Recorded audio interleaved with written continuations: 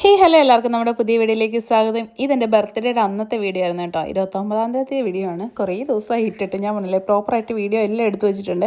പക്ഷെ ഒന്നും അപ്ലോഡ് ചെയ്യുന്നില്ല, വോയിസ് ഓവർ കൊടുക്കാൻ പറ്റുന്നില്ലായിരുന്നു, അങ്ങനത്തെ അവസ്ഥകളൊക്കെ ആയിരുന്നു കേട്ടോ. ഇത് നമ്മുടെ ചേച്ചി നമുക്ക് സ്വിഗ്ഗിയിൽ ഓർഡർ ചെയ്ത് കൊടുത്തു വിട്ട കേക്കായിരുന്നേ.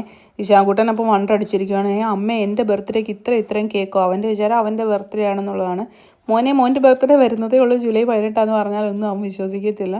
അവൻ്റെ ബർത്ത്ഡേ ആണെന്ന് പറഞ്ഞാണ് അവൻ എല്ലാവരോടും നടക്കുന്നതായിട്ട്. ട്യൂഷനിലും അക്ഷരം പഠിക്കാൻ പോകുന്നിടത്തും എല്ലാം ചെന്നിട്ട് പറയും എൻ്റെ ബർത്ത്ഡേ ഞങ്ങൾ കേക്ക് മുറിച്ചു എന്നൊക്കെയാണ് ആശാൻ പറയുന്നത്. അത്ര വലിയ ഇഷ്ടമൊന്നുമല്ല, എന്നാൽ ചിലതൊക്കെ ഇഷ്ടമാണ്. ചില ഫ്ലേവറൊന്നും ആശാൻ കഴിക്കത്തില്ല കേട്ടോ. എനിക്കിന്ന് ചോക്ലേറ്റ് അവന് ഭയങ്കര ഇഷ്ടമാണ്. അത് കഴിഞ്ഞ് പിറ്റേ ദിവസം രാവിലെ ഞാനും അമ്മയും കൂടെ ചുമ്മാ ഒന്ന് കറങ്ങാൻ ഇറങ്ങിയതാണ്.